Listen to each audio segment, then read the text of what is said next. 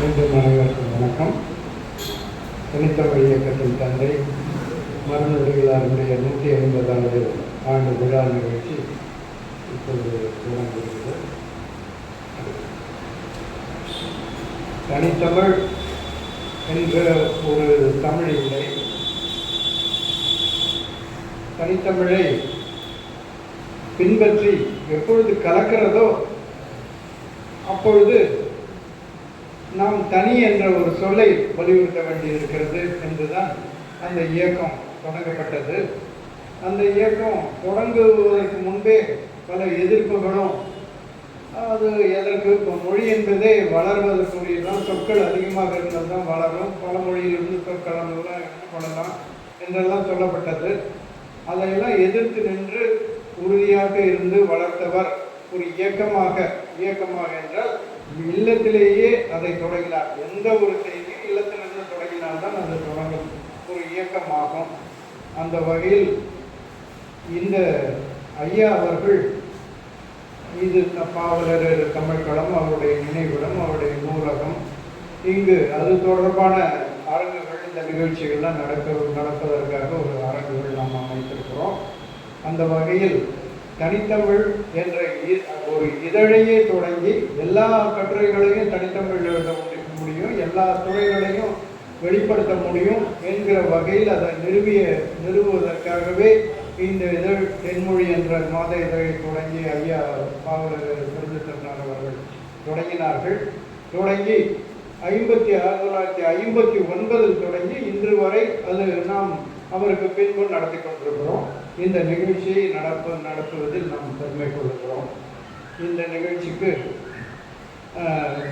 நாம் தொடக்க உரையாற்ற ஐயா குணக்கவையன் அவர்கள் இங்கு வந்திருக்கிறார்கள். அவர்கள் பள்ளிக்கல்வி, கல்லூரி கல்வியில் அவர்கள் இயக்குனர் நிலையிலிருந்து பணியாற்றியவர். அதற்கு பிறகு SRM பல்கலைக்கழகத்தில் தமிழ் பேராயம் என்கிற ஒரு அமைப்பு இருக்கிறது.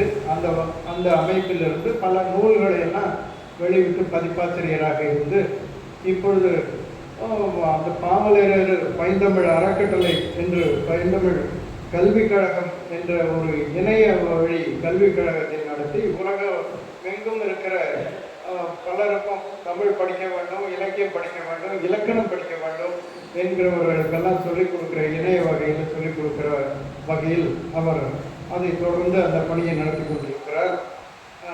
அதே அந்த வகையில் திரு ராமசாமி நினைவு பல்கலைக்கழகத்திலிருந்து இனியவன் என்ற இளைஞன் பேராசிரியர் வந்திருக்கிறார். அவர் பல தொல்காப்பியத்திலையும் பல நிலைகளிலையும் ஆய்வு செய்தவர். இங்கு நமக்கு இங்கே இந்த மரபுகள் பற்றிய செய்திகளை பகிர்வதற்காக வந்திருக்கிறார். அடுத்தது நம்முடைய பேராசிரியரான, நமக்கு ஒரு அரிய பேராசிரியர்கள் வாய்த்தார்கள். அந்த வகையில் முதன்மையாக இருக்கிறவர் நன்னன் ஐயா அவர்கள். அவர்கள் இருக்கிற பொழுது 2-3 ஒவ்வொரு முறையும் ஜூலை மாதம் 10ஆம் நாள் ஒரு நிகழ்ச்சி நடத்துவார்கள். இந்த 30ஆம் நாள் ஒரு நிகழ்ச்சி நடத்துவார்கள். இந்த மாதமும் அது நடக்கவிருக்கிறது. அதனுடைய அழைப்புதலும் வந்திருந்தது. அந்த வகையில் அவர்கள் மிக சிறப்பாக தொடர்ந்து நடத்தி கொண்டிருக்கிறார்கள். மாணவர்களுக்கு, பள்ளி மாணவர்களுக்கெல்லாம் ஒரு போட்டிகள்லாம் வைத்து அது ஒரு பெரிய ஒரு தொகை ஒதுக்கி அந்த வகையில் நடத்தி கொண்டிருக்கிறார்கள். அவருடைய மகள் வேண்மாள் அவர்கள் இங்கு வந்திருக்கிறார்கள். ஔவை அவர்களும் இங்கு வந்திருக்கிறார்கள். அவர்கள்லாம் இப்பொழுது தமிழறிஞர்கள் என்றால் தமிழறிஞர்களுக்கு பிறகு அவருடைய பெருங்கடையினரும் இதில் ஈடுபடுகிறது என்பது ஒரு பெரிய செயல்பாடு. அந்த செயல்பாடு அவர்கள் இப்போ அண்மையில் நன்னன் ஐயா அவர்களுடைய அருமை துணைவியார் அம்மையார் அவர்களும் மறைந்தார்கள். தென்மொழியில் அதை நாம் குறித்திருந்தோம், நம்ம இரங்கல் தெரிவித்திருந்தோம். அங்கு நம் குடும்பத்திற்கும் அவங்களுக்கும் ஒரு உறவு இருக்கிறது என்றால், நம்முடைய மகன் பெரிய மகனுக்கெல்லாம் அவங்க ஐயா தான் வந்து திருமணத்தை நடத்தி கொடுத்தார்கள். ஐயாவுக்கு பிறகு, என்னுடைய தந்தையாருக்கு பிறகு தந்தை நிலையில் இருந்து அவர்கள்லாம் ஈடுபட்டவர்கள். இன்றைக்கு நேற்று என்ன அவங்க ஓராண்டு காலம் மிசாவில் நெருக்கடி காலத்தில் சிறையில் இருந்த பொழுது நான் அவரிடம் மாணவராக இருந்தேன் மாநில கல்லூரியில். அப்பொழுது ஒவ்வொரு கிழமையும் வியாழன் அன்று நான் சிறைக்கு போய் பார்க்க வேண்டிய தந்தையாரை பார்க்க வேண்டிய நாள் அது. அந்த நாள் முகாமையான நாள் இவருடைய முகாமையான வகுப்பு, அண்ணன் ஐயாவுடைய வகுப்பு.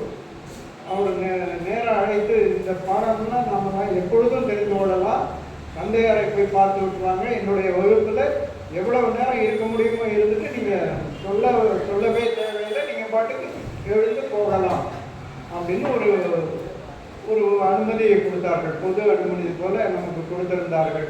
அந்த வகையில் நம்ம போய் அதை பார்த்தோம். நம்முடைய கதையெல்லாம் முழுவதும் தெரிந்தவர்கள், நம்ம குடும்பத்தினுடைய நிலைகள்லாம் முழுவதும் தெரிந்தவர்கள், ஐயாவை பற்றி அறிந்தவர்கள், தனித்தமிழில் ஈடுபாடு கொண்டவர், பெரியாரில் ஈடுபாடு கொண்டவர். பெரியார் என்ற கணினி என்ற ஒரு நூலை எழுதார். நான் அச்சகம் வைத்திருக்கும் பொழுது அவர்களுடைய இல்லத்திற்கு பக்கத்திலேயே தான் நம்ம அவங்க அச்சகம் வைத்திருந்தோம் சின்னமலையில். அப்போ முதல் 2-3 நூல்களை நாம் அங்கே தான் அடித்தோம். கூடவே வந்து துணையாக இருந்தார். அந்த வகையில் அவருடைய மகளார் இங்கு வந்திருக்கிறார்கள். அது மட்டும் இல்லை, வெண்மல் அவருடைய கணவர் செம்மல் அவர்களும் நமக்கு நெருங்கிய நண்பராக இருந்தார். அவரும் மறைந்த பிறகு தொடர்ந்து அம்மையார் அவர்கள் இதை நடத்தி கொண்டிருக்கிறார்கள் என்பது எங்களுக்கு எல்லாம் பெருமையாக இருக்கிறது. அடுத்து நாம் சொல்லவே வேண்டாம், மரமலடிகளுடைய மகளார் நீலாம்பிகை அம்மையார் நிறைய தனித்தமிழ் இயக்கத்திற்காக நிறைய செயல்பட்டிருக்கிறார். அவருடைய குடும்பம் முழுவதுமே அதற்கு அந்த பணியில் ஈடுபட்டார்கள். அவருக்கு மருகராக வாய்த்தவர் தான் புலியூர் கேசிகன். புலியூர் கேசிகனுடைய மகள் கலைச்செல்வி இங்கே வந்திருக்கிறார்கள். புலியூர் கேசிகனை நாம் பார்த்திருக்கிறோம். மிக எளிமையானவர். இங்கு நமக்கு அருளியார் அவருடைய கூட்டம் நடந்தது சென்ற முறை 40 ஆண்டுகளுக்கு முன்பு நடந்தது. ஒவ்வொரு கூட்டம் கூட அவர் வந்து தவற மாட்டார். ஒவ்வொரு கூட்டத்திற்கும் ஒரு எளிமையாக ஒரு பையை எடுத்துக்கொண்டு துணி பையை எடுத்துக்கொண்டு வருவார்.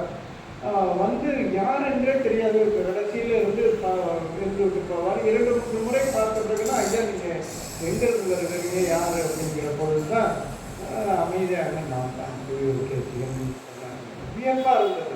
உலகமெல்லாம் தெரிந்த ஒரு பெயர், அவர் இவர் தானா அப்படிங்கிறது போல வியப்பாக இருந்தது. வெளியே மன்னர் அதே இடத்துக்கு வலுவான செயல்பாடு உள்ளவர். அந்த வகையில் அவருடைய மகளும் தமிழ் வளர்ச்சி துறையில் பணியாற்றி கொண்டிருந்தார்கள். அவர் பொதுவாக நம்முடைய தங்கை நிலையிலிருந்து பழகுவார்கள். எளிமையாக பல செய்திகளை பேசிக் கொண்டிருப்பார்கள். ஆனால் இந்த செய்தி வேணும் அப்படின்னு சொன்ன உடனே அப்படியே இருந்து உடனே செய்தியாக்கி உடனே தொகுத்து கொடுப்பார்கள்.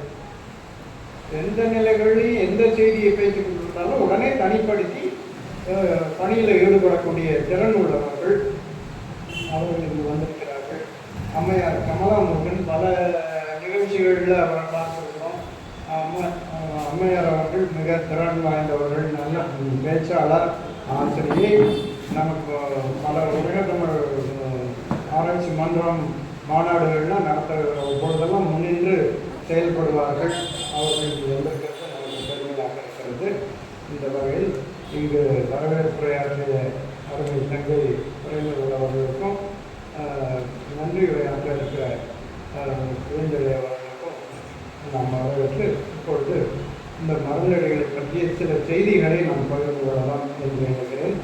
மரநடிகளுடைய செய்திக்கு முன் எப்படி நிலை இருந்தது, இந்த 3 பிரிவாக நம்ம தெரிந்து கொள்ளலாம். மரநடிகளுக்கு முன் என்ன செய்தி, மரநடிகள் இருந்தபொழுது என்ன செய்தார்கள், அதற்கு பின் அதனுடைய தாக்கத்தினால என்ன வளர்ந்திருக்கிறது என்ற 3 நிலையை மட்டும் நாம் விளக்கலாம் இருக்கிறேன். அதுதான் அதற்கு பிறகு பல செய்திகளையும் அறிஞர் மக்கள் கலந்து கொள்ள இருக்கிறார்கள். நாம் எங்கிருந்து தொடங்கலாம் என்றால், ஆரியர்கள் வந்து இங்கு சேருகிற நிலையிலிருந்தே தமிழ் அழிய தொடங்குகிறது. அவர்கள் எந்த ஆட்சியில் வந்தாலும் யார் வந்தாலும் அவர்களை போய் நத்தி பிழைக்கிற வகையில் தான் இருப்பார்கள்.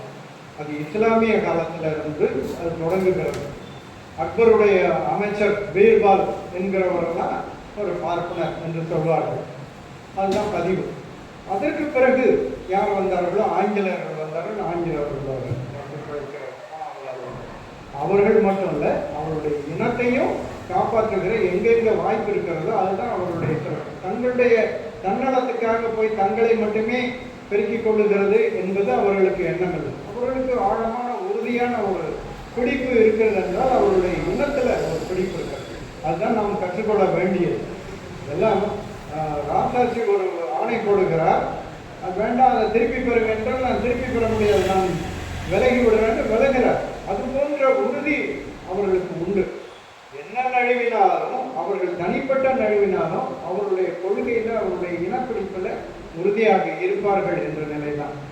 அதுபோல் ஆங்கிலேயர்கள் வந்தவுடனே ஆங்கிலேயர்களில் வில்லியம் ஜோன்ஸ் என்கிறவர் குறிப்பிடத்தக்கவர். அவர் வந்தவுடனே அவரிடம் தான் அதிகாரம் இருக்கிறது. அவர் கல்கத்தாவில் இருக்கிறார். ஐயா வாங்க முன்னாடி வாங்க, ஐயா வாங்க முன்னாடி வாங்க, வெற்றியிடம் ஐயா.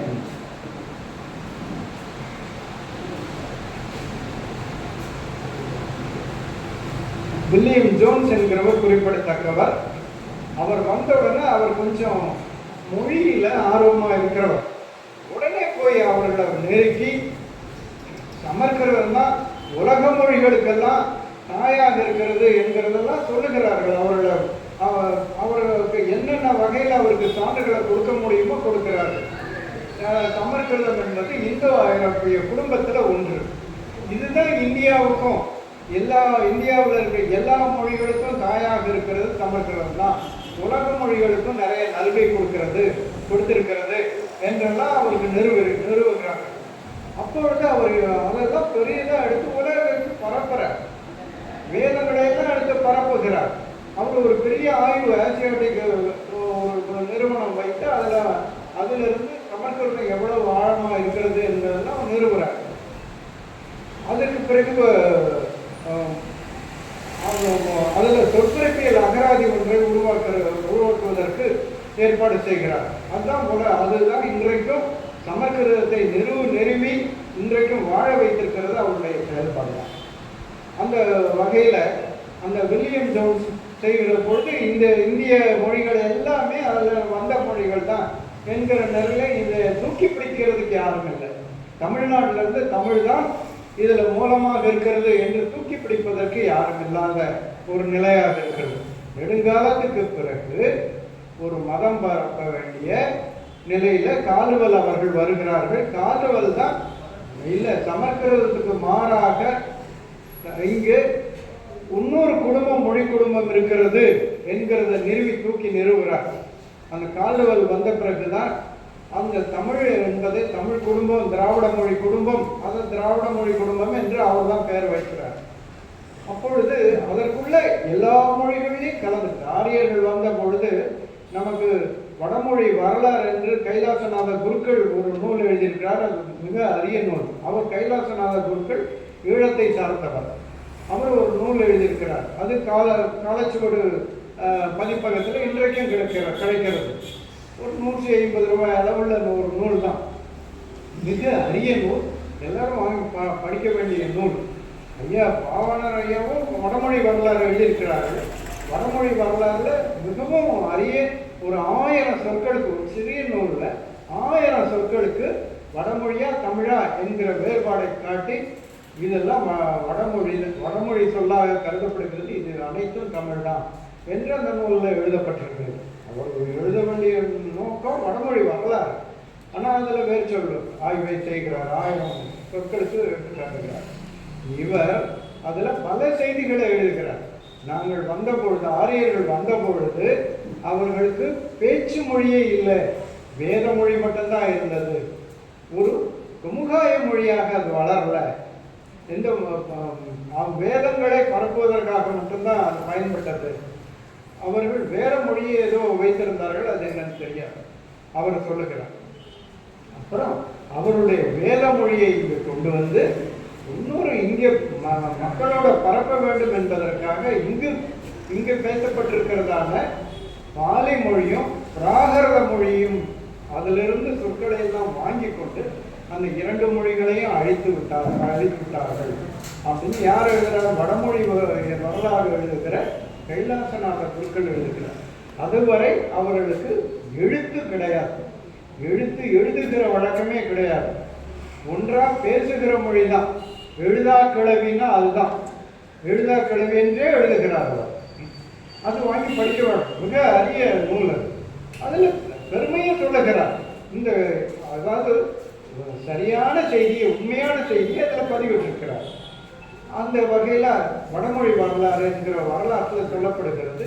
அவர்களுக்குள்ள பண்பு என்னவென்றால், அவர்கள் யாரிடம் பழகினாலும் அதன் மூலமான சிறப்பானதை உறிஞ்சி கொண்டு அவர்களை அழிப்பது தான் அந்த வேலை எல்லா நிலைகளிலையும்.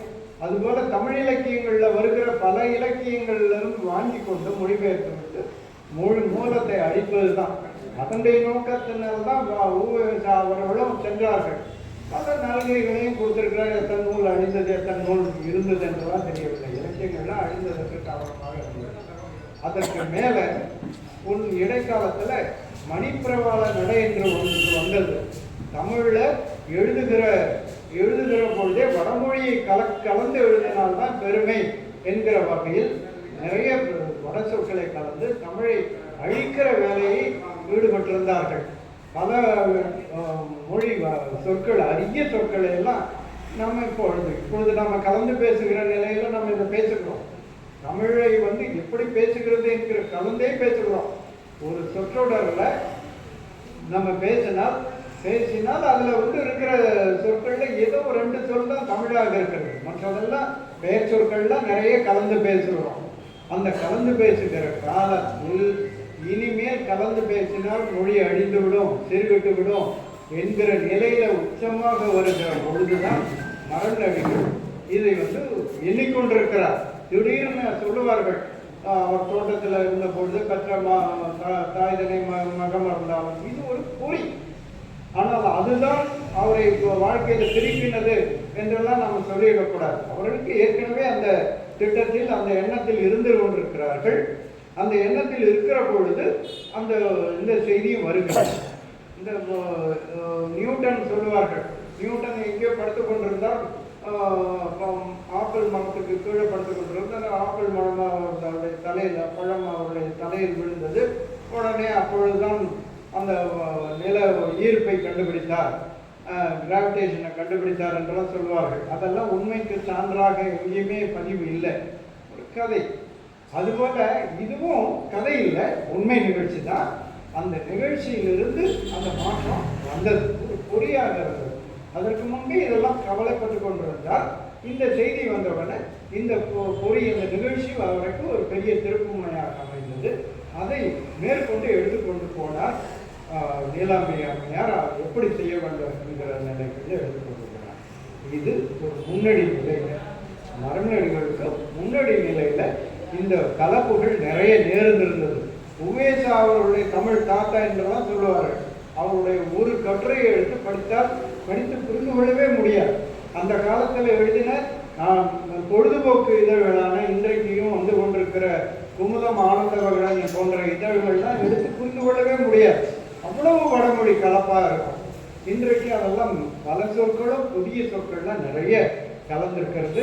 தொழில்நுட்ப சொற்கள்லாம் நிறைய வந்துடுது. இன்றைக்கு காலத்தில் என்னதான் நம்ம கலந்து பேசினாலும் சொற்கள், கலை சொற்கள்லாம் நிறைய தோன்றிக் கொண்டிருக்கின்றன. எந்த தமிழை தவிர இந்திய மொழிகளில் எந்த மொழிகள்லையும் அந்த அளவு கலை சொற்கள் தோன்றலை.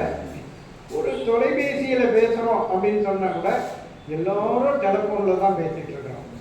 நாம தான் தமிழ்நாட்டில் மட்டும்தான் தொலைபேசி என்றால் என்னவென்று தெரியும்.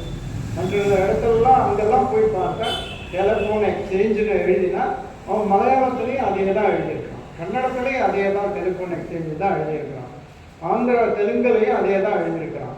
இதெல்லாம் நாம் பார்க்குற போது நாம் எவ்வளவோ உடனே இதற்கு இணையான சொல் என்ன என்கிறதெல்லாம் நிறுவி நாம் மக்கள் பழக்கத்தில் கொண்டு வந்து கொண்டிருக்கிறோம். என்னதான் ஆங்கிலத்தில் கலந்து பேசினாலும் தொலைபேசி எடு அப்படின்னா ஒருத்தருக்கு புரியும், தொலைக்காட்சியை போடு அப்படின்னா புரியும், தொலைக்காட்சின்னாவே புரியும். அங்கே டெலிவிஷனை தவிர வேறு பொருள் இல்லை.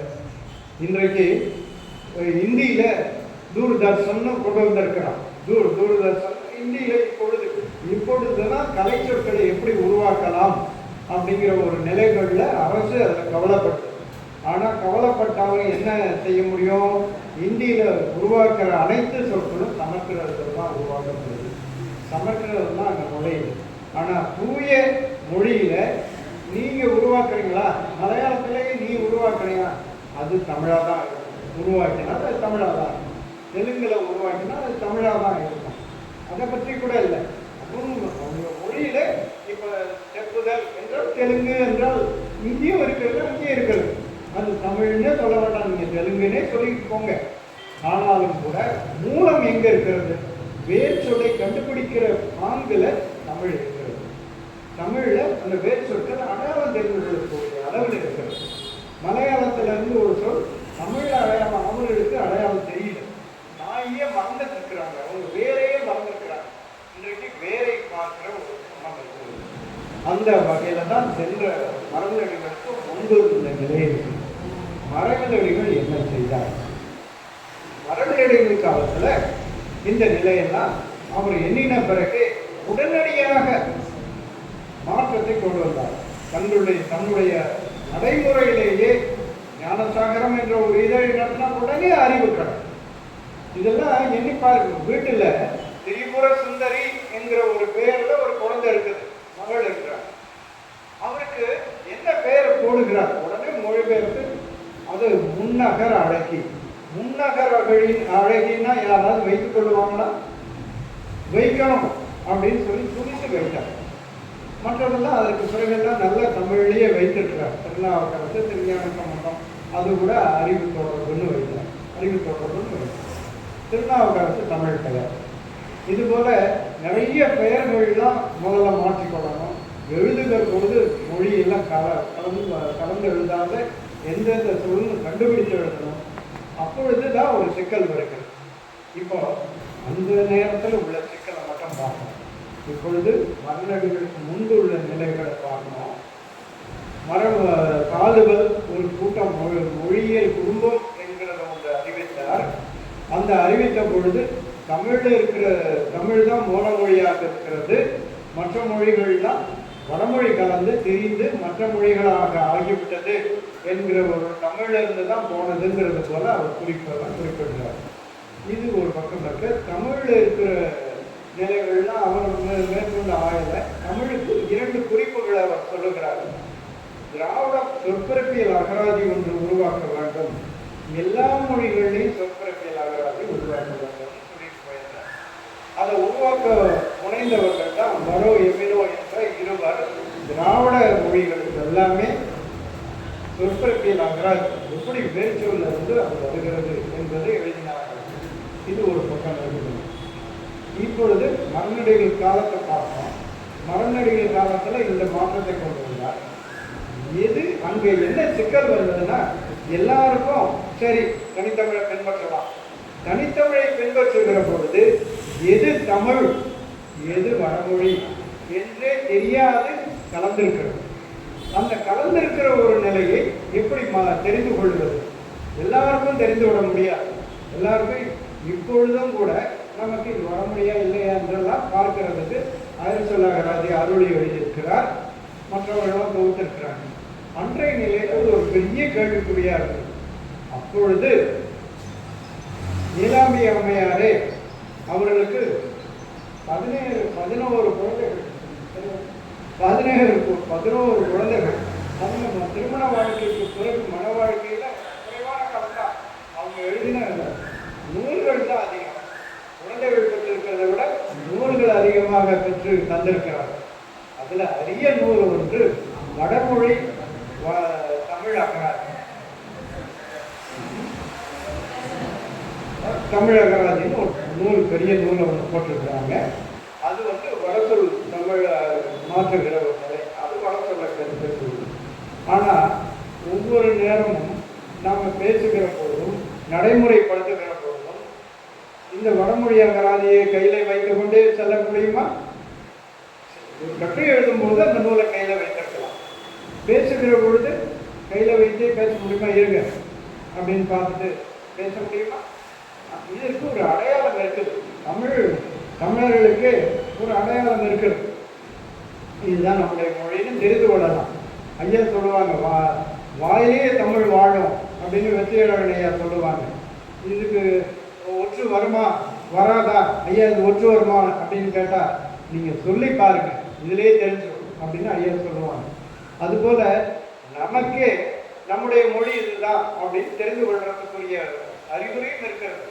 இருந்தாலும் தமிழ் போலவே தேவரணையர் கயவர் அப்படின்னு சொல்லுவாங்க. அதுபோல நமக்கே தெரியாத ஒரு வடமொழி சொல்ல இருக்கலாம். அது எப்படி தெரிந்து கொள்ளலாம் அப்படின்னு சொன்னால், அதுக்கு தான் வேர்ச்சொல் ஆய்வை பற்றி கொஞ்சம் தெரிந்திருந்தால் நல்லது.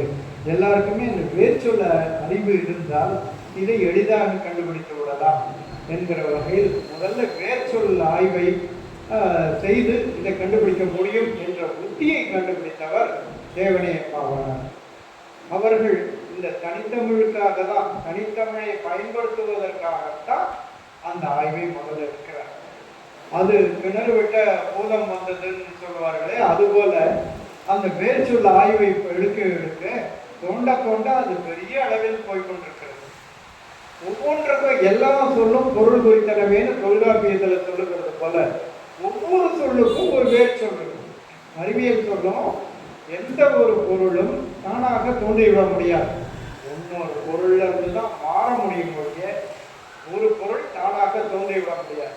அப்படி தோன்றுகிற ஒரு நிலைகள்ல மொழியும் ஒரு சொல் தனியாக திடீரென்று தோன்றிவிட முடியாது. ஒரு சொல்லை உருவாக்கிட முடியாது. ஏதோ ஒரு சொல்லிலிருந்து தான் ஒரு சொல்ல புதிய சொற்களை உருவாக்க முடியும். அந்த உருவாக்குற சொற்கள் எப்படிப்பட்டதா இருக்க முடியும்? இதற்கு முன் சொல் இருக்க வேண்டும். இதை தான் நாம் பார்க்க முடியும். ஆங்கிலத்தில் ஒரு சொல் எடுத்தீங்கன்னா அதுக்கு முன் சொல் என்ன, அதுக்கு முன் சொல் என்ன அப்படின்னு பார்த்தா அந்த மொழியை விட்டு தாண்டி போயிடும். ஒன்றா கிரீக்கா இருக்கும், ஒன்று லத்தீனமா இருக்கும், இல்லைன்னா பழைய பிரெஞ்சா இருக்கும், அல்லது ஜெர்மனா இருக்கும். இப்படிதான் இருக்கும். அப்போ அந்த இடத்துல இருந்து வந்திருக்குது அப்படின்னு. ரவுண்டுன்னு ஒரு சொல் இருக்கு. அது என்ன, பிரெஞ்சு மொழியிலிருந்து ரோந்துல இருந்து தான் ரவுண்டு வந்ததுன்னு சொல்றான். இந்த சேலும் அப்படின்னு ஒரு சொல், ஒரு அழகு அறை, அதுல இருந்து தான் சலூன்ங்கிற ஆங்கில சொல் வருது அப்படின்னு சொல்லுவோம். 1008 சொற்கள் இருக்கிறது போல. அதுபோல எந்த மொழியிலிருந்து வந்ததுன்னு கண்டுபிடிக்க முடியும். அதுபோல வேர்ச்சொல்லை கண்டுபிடிக்கிற வாய்ப்பு இருந்தால் அந்த உடனே நம்ம அடையாளம் கண்டுபிடிக்கலாம். ஆனால் தமிழை பொறுத்தவரையில எந்த மொழி வேர்ச்சொல்லையும் எடுத்து, ஆங்கிலம் எடுத்ததுலையா கிரீக்கில் இருந்து எடுத்திருக்கிறது, லத்தீனத்தில் இருந்து எடுத்திருக்கிறது. ஆனால் எந்த சொல்லையும் எந்த மொழியிலிருந்தும் தமிழ் வேர்ச்சொல்லை எடுத்து தங்களுக்கு பயன்படுத்தி ஒரு சொல்லை உருவாக்கவில்லை. எல்லாமே தன்னுடைய வேர்ச்சொல்ல தான் எடுத்திருக்கிறது. அதுதான் தமிழுக்குள்ள இருக்கிறது. தமிழ் தனித்து இயங்கும் தன்மை தமிழுக்கு உண்டு அப்படின்னு பாவேந்தர் பாடுவார். வளர்ச்சியில ஒவ்வொரு சொல்லும் தனியா தமிழ்ல இருந்தே எடுத்திருக்கிறது. அதே நேரத்துல வேற மொழிக்கு சொல்லும் கொடுத்திருக்கிறது, வேர் சொல்லும் கொடுத்திருக்கிறது. இந்த வேர் சொல்ல இருந்து பல சொற்கள் வடமொழி எடுத்துக்கொண்டு வளர்ந்திருக்கிறது. கிரேக்கத்திலிருந்து பல சொற்கள் எடுத்து வளர்ந்திருக்கிறது. அப்படியெல்லாம் பல சொற்களையும் காட்டுகிற ஒரு நிலைகள்லாம் பாவாணர் செய்து காட்டினார். The primary classical language of the world, உலகத்துல முதல் செம்மொழியாக இருக்க வேண்டும் நிறுவுகிறார். எப்படி நிறுவுகிறார்? ஒவ்வொரு காலகட்டத்தையும் எடுத்துக்கொண்டு அந்த காலகட்டத்தில் தோன்றின சொல் என்ன, அந்த சொல் எந்த காலத்தில் தோன்றினது, கற்காலத்தில் தோன்றினதா, அல்லது வேட்டை காலத்தில் தோன்றினதா, அல்லது வேளாண்மை காலத்தில் தோன்றினதா, அதுக்கு அந்த இணையாக அந்த காலகட்டத்தில் வேற மொழியில் என்ன தோன்றினது, இதெல்லாம் ஒரே போல இருக்கிறது. இங்கே வேறு இருக்கிறது. இந்த வேர்ல இருந்து தான் அந்த சொற்கள்லாம் போயிருக்கிறது என்று நிறுவுகிறார். நமக்கு நம்மொழியிலிருந்து எல்லாம் சொல்லும் போச்சுன்னு காட்டுகிற வீண் பெருமையெல்லாம் தேவையில்லை. நமக்கு உண்மையில அறிவியல் வழியாக நமக்கு நிறுவ வேண்டிய தேவை இருக்கிறது. அந்த தேவையை பொறுத்து இந்த மொழியிலிருந்து வந்திருக்கிறது என்று. இது யாருடைய தாக்கம்? மரபினர்களுடைய தாக்கம். மரபினர்கள் வட சொல்ல பயன்படுத்த வேண்டும்னா வட சொல்ல அறிந்து கொள்வதற்காக அம்மையார் அகராதி போட்டார்கள். இவர் ஒரு உத்தியை கண்டுபிடித்தார். அந்த வகையில மொழியில், தமிழ் மொழியில எல்லா சொற்களையும் ஆய்கிறார். எல்லா சொற்களையும் ஆய்கிற பொழுது அதே நேரத்தில் முதல்ல இந்திய மொழிகளிலேயே ஒரு பெரிய பேரகராதி தமிழில் வருகிறது. இந்திய மொழிகளிலேயே முதல் தமிழ் அகராதி வருகிறது. யார் வெளியிட்டது? சென்னை பல்கலைக்கழகம். யார் பதிப்பாசிரியர்? வையாபுரியார். வையாபுரி பிள்ளை என்கிற வையாபுரியார் தான் வெளியிட்டார். அந்த வெளியிடுகிற பொழுது அவரை தவிர அங்கு இருக்கிற 100க்கும் மேற்பட்ட பதிப்பாசிரியர்கள் அனைவரும் பிராமணர்கள். முதல்ல தெரிந்து விடும். இவருக்கும் நெருங்கிய பிராமணர் ஒருவர் பதிப்பாசிரியராக இணையாக இருந்தார். அவர் சொல்லுகிறதெல்லாம் உண்மை என்று நம்புவார். மரபுரிமைகளை எதிர்த்தார். தனித்தமிழ் இயக்கம் தொடங்கின பொழுது கடுமையாக எதிர்த்தவர் வையாபுரி. அதே நேரத்தில் அவர்கள் சொன்னதை முழுவதாக ஏற்றுக்கொண்டார். அதில் 60 விழுக்காட்டுக்கும் மேற்பட்ட சொற்கள் வடமொழியிலிருந்து வந்தது என்று நிறுவினார்கள். இதில் பேரகராதி. அப்போ ஆவாளர் சொன்னார், இந்த அகராதிக்கு நிகராக நாம் ஒரு மாற்று அகராதி எழுதினால்தான் அதை மறுக்க முடியும். அவர்கள் பெரிய அளவில் பேசிக் கொண்டிருக்கிற பொழுது நாம் இங்கே எங்கேயோ மறைவாக நின்று அதை மறுப்பு சொல்லிக் கொண்டிருக்க முடியாது.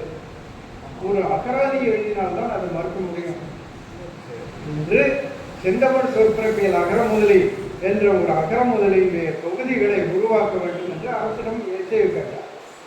இசைவும் கொடுத்தெடுத்தது. கலைஞர் காலத்தில் தான் அந்த இசைவு கொடுக்கப்பட்டது. அது 74 தொடங்கி 2011 அவருக்கு பிறகு அவருடைய நூல்களுடைய அடிப்படையில் அவருடைய போக்கில் எல்லாத்தையும் ஆராய்ந்து 31 தொகுதியில் 2011 38 ஆண்டுகள் முடிந்து அது முடிவடைந்தது. இப்பொழுது அதனுடைய மறுபதிப்பு தான் வந்திருக்கு. இப்பொழுது இதெல்லாம் எதனுடைய தாக்கம்? மரநடிகளுடைய தனித்தமிழுடைய தாக்கம். நம்ம மரநடிகளுக்கு முன்பு உள்ள நிலையை பார்த்தோம், மரநடிகள் காலத்தில் நடந்ததை பார்த்தோம், மரநடிகளுக்கு பின்னாடி நடந்த அந்த மொழி நிலைகளை பார்த்தோம். இன்னும் மரநடிகள் காலத்திலே இன்னும் வரல, இன்னும் சில செய்திகளை சொல்ல வேண்டியது. அதில் இன்றைக்கு கலைச்சொற்களை தமிழில் எல்லாம் ஆங்கிலத்தில் உடனே மருத்துவத்திலையாகட்டும் பொறியியல் ஆகட்டும் இன்றைக்கு நடந்து கொண்டால் இன்றைக்கு ஒரு 50 சொல் அல்லது 100 சொல் அல்லது 500 சொற்கள் புதியதாக உருவாக்கி கொண்டிருக்கிறது. இதுக்கு இந்த பெயர் வைக்கலாம்னு எவ்வளோ ஒருத்தன் ஜெர்மனில் இருக்கிறவங்க வைக்கிறான் அல்லது ஜப்பானில் இருக்கிறவங்க வைக்கிறான். உடனே ஆங்கிலத்துக்கு அந்த சொல் வருகிறது. ஆங்கிலத்தில் தான் அதை எடுத்து அதை திரட்டி ஒரு தரவகம் ஒன்று உருவாக்குகிறார். வேர்ட் கார்பஸ் என்கிற தரவகத்தை உருவாக்குகிறார். இன்றைக்கு ஆங்கிலத்தில் ஒரு 100 சொல் உருவாகி இருக்கிறது என்றால் அந்த 100 சொல்லும் அடுத்த நாள் பிரெஞ்சில் உருவாக்கப்பட்டிருக்குது, அடுத்த நாள் ஜெர்மனில் உருவாகிருக்கு. உடனுக்குடனே உருவாக்கப்பட்டிருக்கிறது. மொழிபெயர்ப்பல்ல, உருவாக்கப்பட்டிருக்கிறது. அதே போல இங்கேயும் ஒரு அமைப்பை உருவாக்க வேண்டும் என்கிற நிலையில உருவாக்கி கொண்டிருக்கிறது இந்த துறை. செந்தமிழ் சொற்பிறப்பியல் துறை அந்த வேர்ட் கார்பஸ் என்கிற தரவகத்தை உருவாக்கியிருக்கிறது. யார் காரணம்? எதனுடைய தாக்கம்? தனித்தமிழ் தோன்றியது தாக்கம். தனித்தமிழ் தோன்றியதால் இந்த வேறு சொல்லை ஆராய வேண்டியிருந்தது. வேறு சொல் ஆராய்கிற பொழுது ஒரு சொல்லுடைய அமைப்பு தமிழில் எப்படி சொற்கள் அமைந்திருக்கிறது, கலை சொற்கள் எப்படி அமைந்திருக்கிறது என்கிற வகைப்பாட்டை தெரிந்து கொள்வோம். புதியதாக சொற்களை உருவாக்குகிறோம். எல்லா துறைகளையும் தமிழர்கள் ஈடுபட்டிருந்தார்கள். இந்த தமிழ்நாடு 5 நிலத்தை கொண்டது என்ற இலக்கியங்கள்லாம் சொல்லும். வேற எந்த மொழிக்காரர்களுக்கும் இது போல 5 நிலம் அமையலை. கடற்கரையிலையும் தமிழர் வாழ்கிறாங்க, கடற்கரை வாயிலாக. நிலத்திலையும் சமநிலத்திலையும் பயிரிட்டு வாழ்கிறவர்கள் உழவர்களாக, மலையிலையும் இருக்கிறார்கள், காட்டிலையும் இருந்தார்கள். இந்த 5 நிலையிலே 5 வேறுபட்ட தொழில் அமைப்புகள் இருந்தது. அவருடைய உருவாக்கம் வாழ்முறைகள்லாம் வேறுபட்டிருந்தது. எனவே கடலில் போகிறவன் கப்பலில் கட்டுகிறது, தோணி செய்கிறது, இது எல்லா சொற்களையும் கலை சொற்களையும் உருவாக்கி தந்தாங்க. எனவே தான் தமிழ் வளமான தமிழாக ஆனது. இதெல்லாம் எந்த தாக்கத்தினால? மரநேடுகள் உருவாக்கின பிறகுதான் இந்த சொற்களை எல்லாம் தோன்ற வேண்டும். இதுக்கு தமிழ்லேயே நமக்கு சொல் இருக்கிறது, இதெல்லாம் நமக்கு நாம தான் எடுத்துக்கொள்ள வேண்டும்.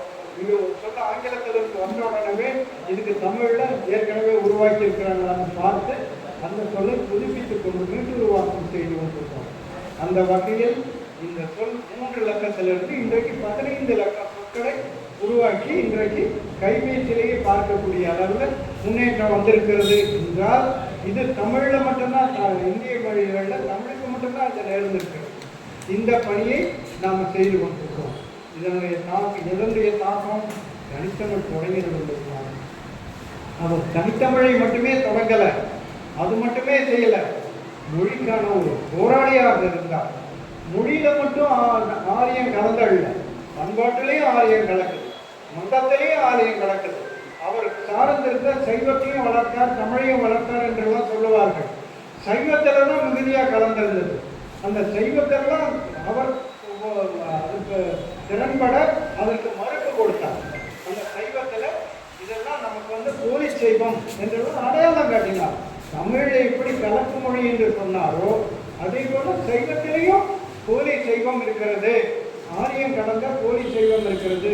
இதை பின்பற்றுபவர்கள் போலி சைவர்கள், போலி சைவர்களும் ஒரு நூலே வந்தது. சாதி மறுப்புக்கும் போலி சைவத்துக்கும் ஒரு நூலே வந்தது, மரணிக்கிறது.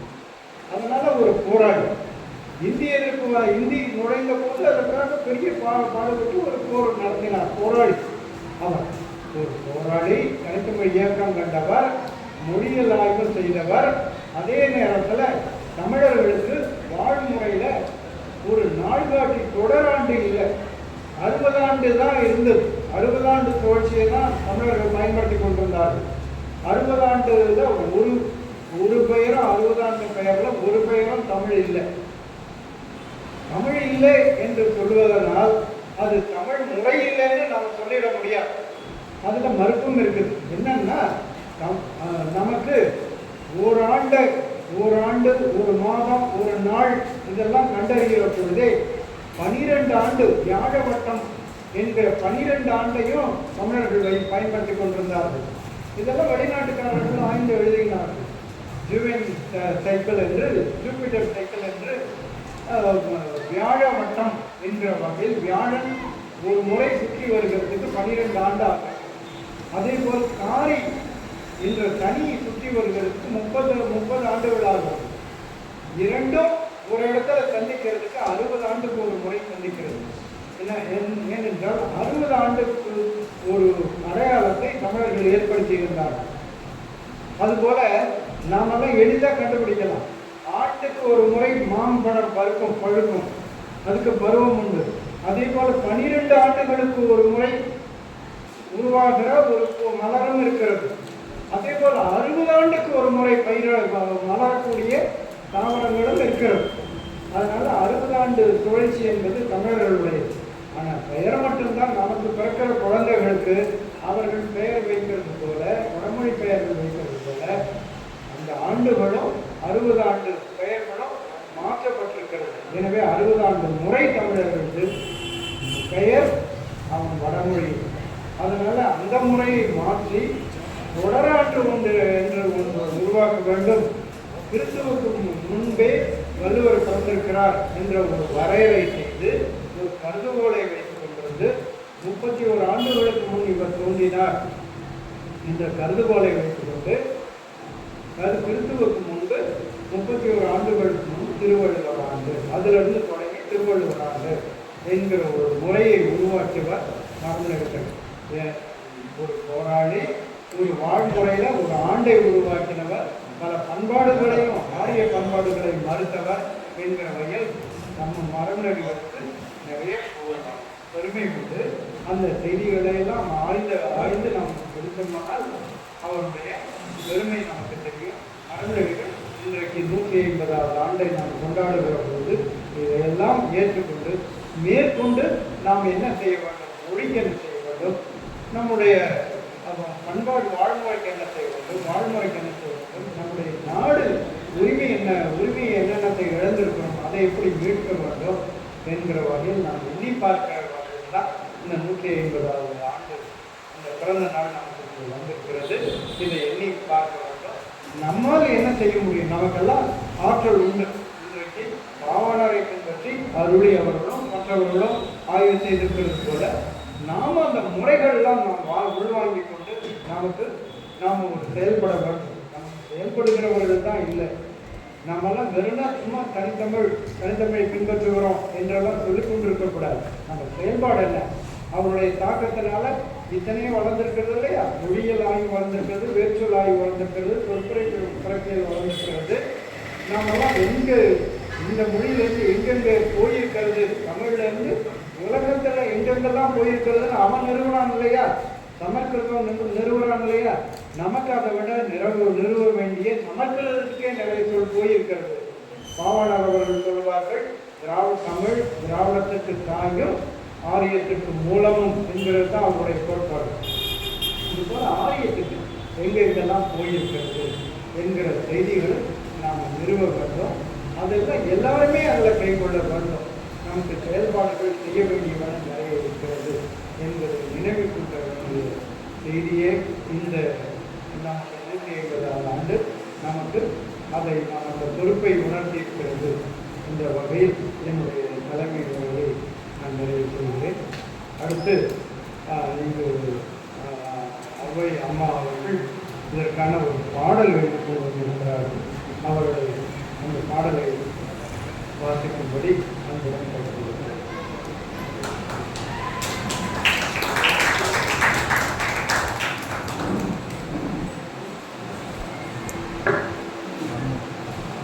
தமிழ் தந்தை மறைமலை அடிகளில் 150ஆம் பிறந்த நாளில் சில கருத்துக்களை உங்களோடு பகிர்ந்து கொண்டு கிடைத்திருக்கிற இந்த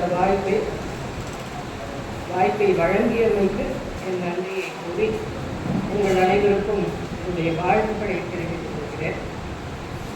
இது பா என்ற இலக்கணத்திற்கு உட்பட்டதன்று சில கருத்துக்களை ஒரு கவி நடையிலே எழுதியிருப்பேன் என்று வர விரும்புகிறேன். தன் எழுச்சியாய் முகிழ்ந்த நல்மொழி தனிச்சிறப்புகளை கொண்ட செம்மொழி தனித்தியங்கும் ஆற்றல் உள்ள மொழி தன்னேரில்லா உயர் மொழி தமிழ். தனி தமிழுக்கு அடைமொழி, தனி தமிழின் வகை அன்று. தனித்தமிழ் அல்லாதது தமிழே அன்று. தமிழை தமிழாக்குவதே முதற் பணி. மறைமலை ஒரு தமிழ் மலை, தான் தோன்றி மலை. தேகத்தை தள்ளி வைத்து யாக்கையை அரியணையில் அமர்த்திய நொடியில் பிறந்த மலை. மறைமலையின் மொழி கேட்டுத்தான் அண்ணாமலையில் அன்பழகன், செழியன், நெடுஞ்செழியன் என்போர் பிறந்தார். நன்னனும் அவரால் தான் ஆங்கு பிறந்தார். திராவிட மொழி ஞாயிறு பாவலரேது நல்ல உரைநடை எழுத முறை வகுத்த நன்னன். தமிழ் இயக்கம் கண்ட வணங்காமணி, தென்மொழி பூங்குன்றன், பைந்தமிழ் குணத்தொகையன், கேசிகை கலைச்செல்வி என்போர்க்கெல்லாம் அவரே தந்தை. தன்மான உணர்வூட்டி மக்களை மக்களாக்கிய பெரியார். தமிழர் வாழ்வு நலம் பெற, நலமடையவும் வளம் பெறவும் தமிழ் மொழி நன்னிலை எய்தல் வேண்டும். தமிழை தமிழாக்குவோம், தமிழை தமிழாகவே பேணுவோம், தமிழை தமிழாகவே ஆழ்வோம், தமிழை தமிழாகவே வளர்ப்போம், தமிழை தமிழாக்குவோம். முதலில் நன்றி, வணக்கம்.